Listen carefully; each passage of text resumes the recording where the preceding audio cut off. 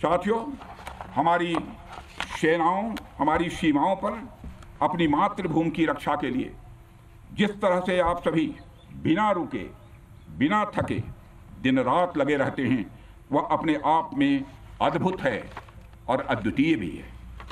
आपकी यही बातें हम सब भारतीयों के लिए मार्गदर्शक का कार्य करती हैं।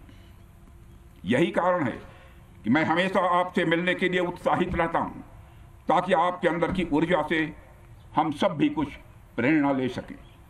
साथियों, आतंकियों ने पहलगाम में धर्म पूछकर हमारे निर्दोष लोगों को मारा। उसके बाद आपने जो जवाब दिया उसे पूरी दुनिया ने देखा है। उन्होंने यह नहीं सोचा कि आम नागरिकों ने उनका क्या बिगाड़ा है, उन्होंने ऐसा क्या किया है कि उन्हें मार दिया जाए। पर मैं यह कहना चाहूंगा, आतंकियों ने भारतीयों को धर्म पूछकर देखकर मारा, धर्म पूछकर मारा, तो हमने आतंकियों को उनका कर्म देखकर मारा है। उन्होंने धर्म देखकर बेगुनाहों की जान ली। यह पाकिस्तान का कर्म था, हमने कर्म देखकर उनका खात्मा किया। यह हमारा भारतीय धर्म है। एक रक्षा मंत्री के रूप में मुझे आप सबको बेहद नजदीक से वर्षों से जानने का और समझने का अवसर मिला है। मैं आपके साहस और पराक्रम को तो जानता ही हूं, साथ ही साथ पहलगाम जैसी घटना के प्रति आपके गुस्से को भी मैं अच्छी तरह जानता हूं। साथियों, मुझे पता है कि पहलगाम के बाद आपके अंदर गुस्सा था, पूरे देश के अंदर गुस्सा था। मुझे पता है कैसा महसूस होता है जब धमनियों में बह रहा रक्त बेकाबू होने लगे। और मुझे इस बात की खुशी भी है कि आपने अपने गुस्से को सही दिशा देते हुए बड़ी बहादुरी और सूझबूझ के साथ पहलगाम का बदला लिया है। रही बात पाकिस्तान की, तो उसकी बात ही क्या करूं आपसे। वह देश तो मांगते मांगते अपनी जहालत से एक ऐसी हालात में आ गया है कि उसके बारे में यह भी कहा जा सकता है कि पाकिस्तान जहां भी खड़ा होता है वहीं से मांगने वालों की लाइन प्रारंभ हो जाती है। अभी आपने सुना ही होगा कैसे वह फिर एक बार इंटरनेशनल मॉनेटरी फंड IMF के पास कर्ज मांगने गया।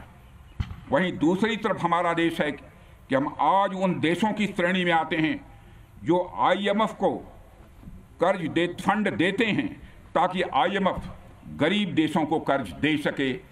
ऐसी स्थिति में हमारा यह भारत है।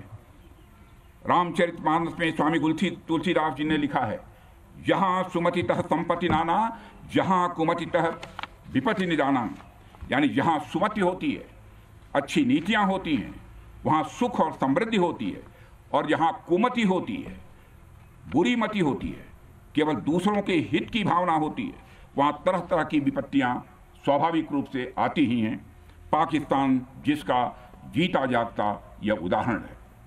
साथियों, भारत के बारे में पूरी दुनिया यह बात जानती है कि हमने हमेशा शांति को प्राथमिकता दी है। हम आमतौर पर युद्ध के समर्थक कभी नहीं रहे, लेकिन स्थितियां जब इतनी विकट हो जाएं, जब देश की संप्रभुता पर आक्रमण होने लगे, तो जवाब देना यह आवश्यक हो जाता है। राष्ट्रकवि रामधारी सिंह दिनकर जी की पंक्तियां आपके सामने रखना चाहूंगा। रुग्ण होना चाहता कोई नहीं, रुग्ण होना चाहता कोई नहीं, रोग लेकिन आ गया जब पास हो तिक्त औषधि, कड़वी औषधि, तिक्त औषधि के सिवा उपचार क्या, शमित होगा वह नहीं मिष्ठान्न से। यानी कोई बीमारी अगर लग जाए तो वह मिठाई से दूर नहीं होती है, उसके लिए कड़वी दवा ही काम करती है। इसलिए आतंकवाद जैसे रोग के लिए भी ऑपरेशन सिंदूर जैसी दवा की बड़ी ज़रूरत हो गई थी। साथियों, पूरे देश में हमारी सेनाओं को और हमारे सैनिकों को एक सम्मान की दृष्टि से देखा जाता है।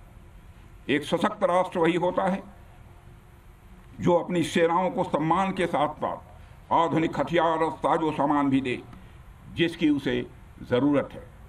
मुझे गर्व है कि आज प्रधानमंत्री जी के नेतृत्व में सरकार हमारी सेनाओं के लिए यह सब सारा काम कर रही है।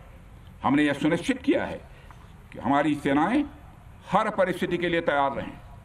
और मैं यहाँ पर army chief general Upendra Dwivedi ji को भी बधाई देना चाहता हूँ, क्योंकि बार बार मेरी चर्चा होती रही है और बार बार मैं ये पूछता हूँ कि जो भी आवश्यकताएं हैं उन आवश्यकताओं को पूरा करने के लिए हम पूरी तरह से तैयार हैं।